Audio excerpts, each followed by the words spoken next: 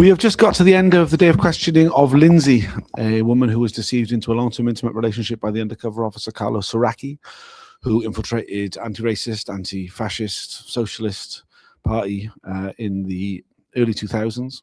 It's been a very emotional afternoon of evidence. It's not been a particularly long afternoon session, but it was filled with emotion.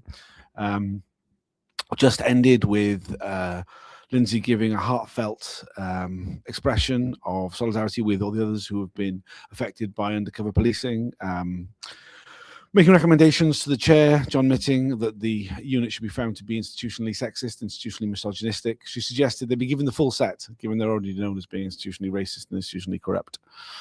I'm joined by Evelyn Lubbers of the Undercover Research Group. What did you make of what we've heard from Lindsey this afternoon and all day, really? Yeah, well, she was incredibly strong. The combination of being emotional and making us laugh at the same time by her wit and by her, the way she survives all this. I think, I don't know, like maybe Carlos Saraki should leave the country and not appear. If I were him, his reputation has gone to threats, really. And indeed, it was so emotional because Lindsey was asked about the end of the relationship, how he just. It was clear that he didn't want to continue, but he kept her on a leash, and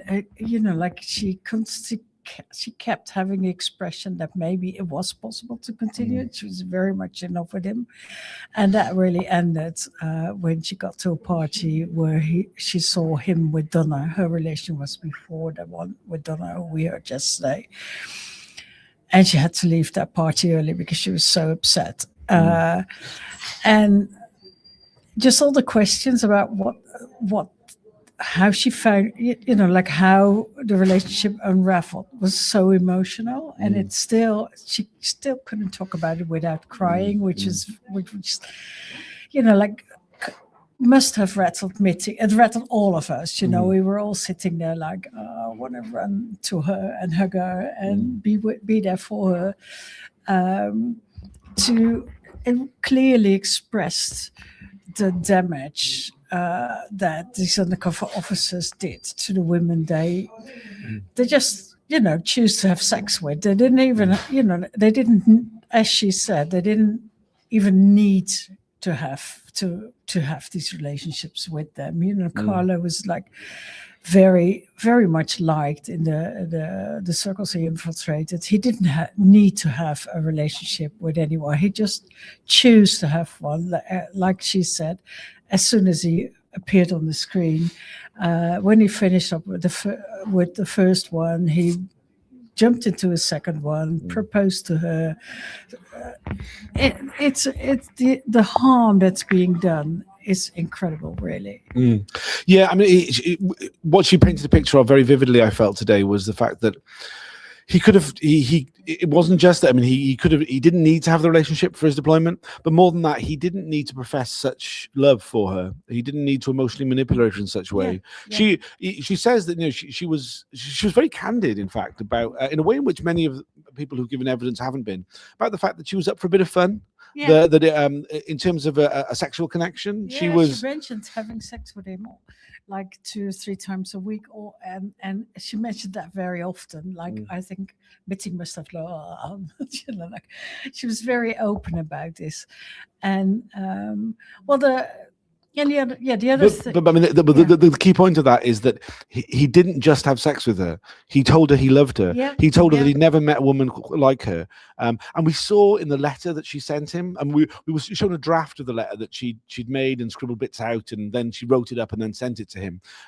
That she was very clearly very much in love with him because of his actions, because of the way in which that he'd said to her, "I don't just take anybody to Venice." The way that he really love bombed her, made all these connections with her, lavished gifts on her, things that he genuinely did not need to do if it was just simply about sex. Sure. And the Venice holiday, of course, is a separate thing altogether, because there are reports on when he asks permission to travel to Venice, that he claims that he's going to see like Italian activists in various cities. He needs to have meetings with them, and Lindsey clearly says like, we didn't do any of that. I went there with him. We had like a very romantic holiday.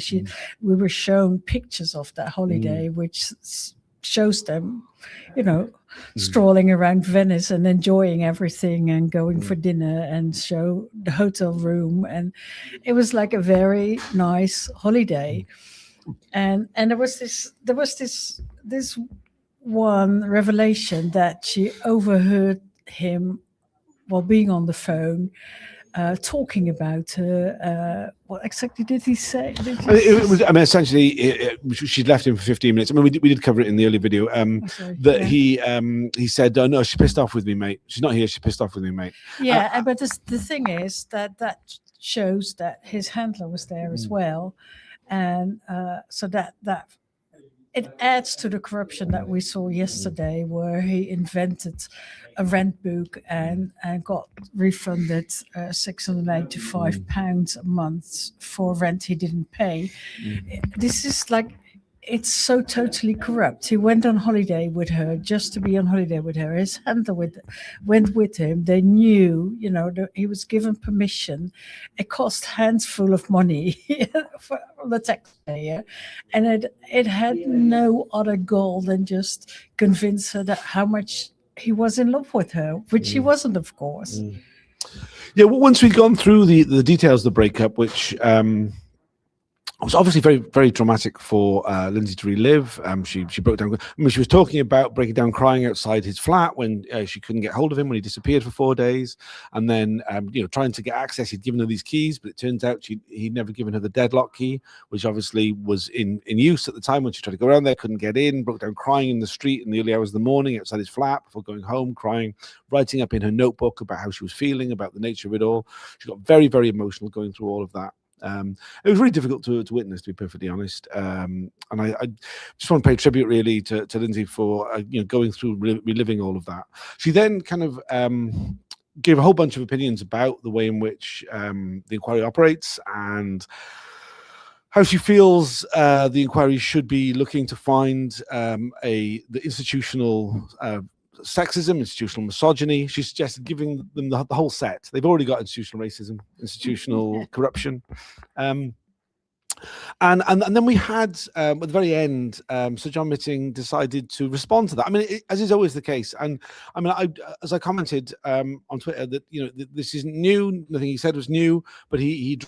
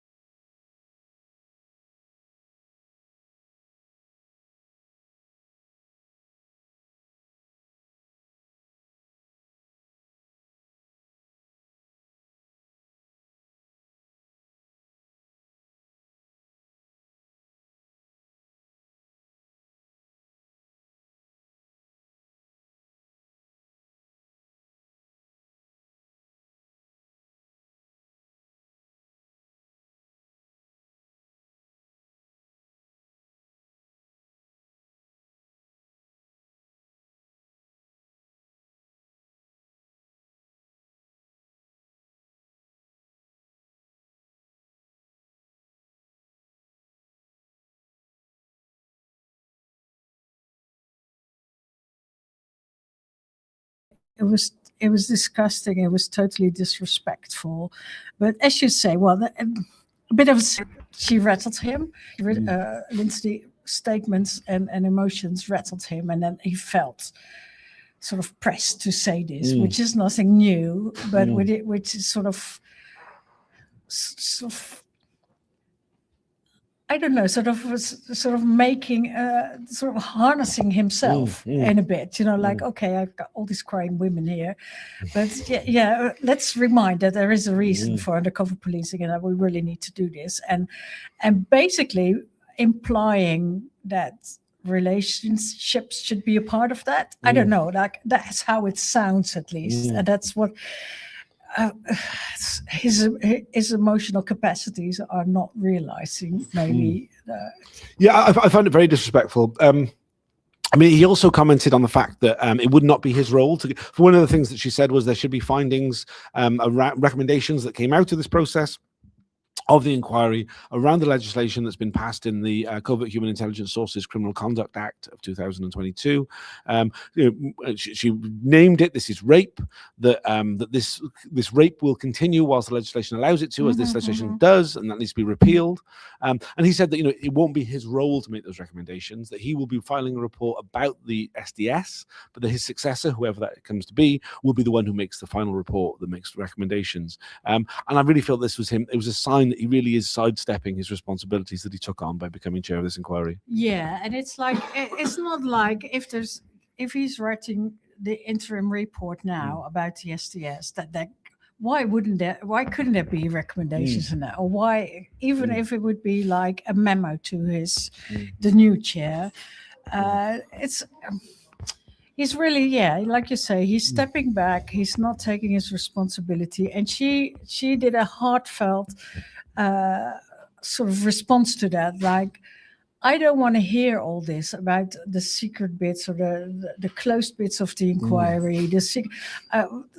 What this country needs is open communication, acknowledgement of what has happened. And she was, like, after having broken into tears many times, she was so good at, like making all these political points. So that was like that.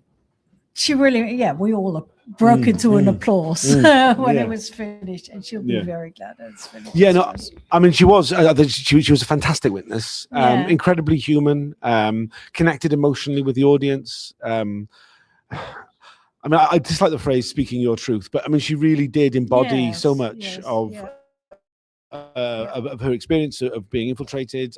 She was very much warts and all. She didn't try and paint herself in any particularly positive light. She was funny. She made us laugh. She made us cry. It was incredible. Very emotionally draining by the end. It was really powerful to hear her pay tribute to Police Spies Out of Lives, the Undercover Research Group, Campaign Post Police Surveillance, all of the people, the monitoring group, the Blacklist support group, all the people who've been campaigning against spy cops, and saying that she will not rest from campaigning on those matters. That was the answer to the question, like, what did finding out about Soraki mean for your activism? And she said it was a silver lining to all of this, that she made so many new friends, and all the solidarity from all the people campaigning on this.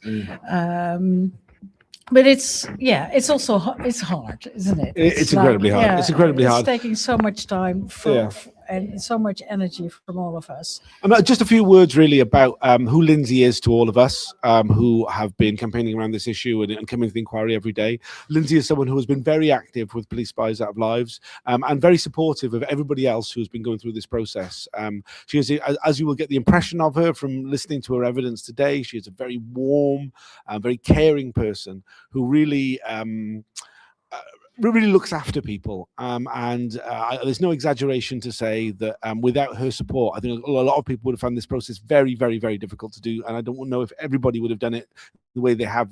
She hadn't been there to support them.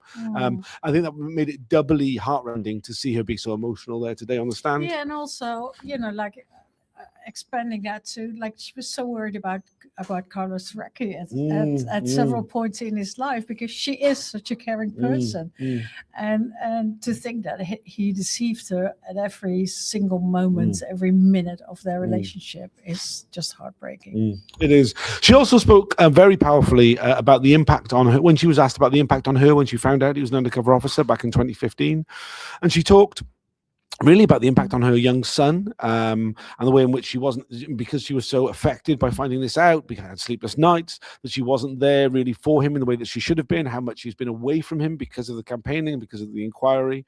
And it really showed, the impact that these deployments have, not just on people's lives when they're happening, but the way that continues to be an issue, and not just for the people themselves, but the people they love, the people they care for. And I really, my heart goes out to Lindsey and her entire family for the impact that this has had on her and them. Sure. It's been there's a couple of comments. One from Susan, just saying that we froze earlier. I do apologize for that. I did film it on a second camera. When this video is put on the Campaign Opposing Police Surveillance YouTube channel, we'll be able to slot in the bit where it froze from the other angle. It'll be slightly different ratio, but it should mean that you don't actually lose any of it. Another comment here from the Campaign Opposing Police Surveillance, just saying, admitting shameful words to Lindsey at the end were redolent of the Home Secretary's excuses for designating Palestine Action as a terrorist group. If you knew what I knew, and this line, this somehow. I mean, we've heard it. We've heard it from politicians and judges and members of the establishment for forever. It feels like. I mean, it was a justification used for the Iraq War. It's been the justification used for all the indefensible things that the state does.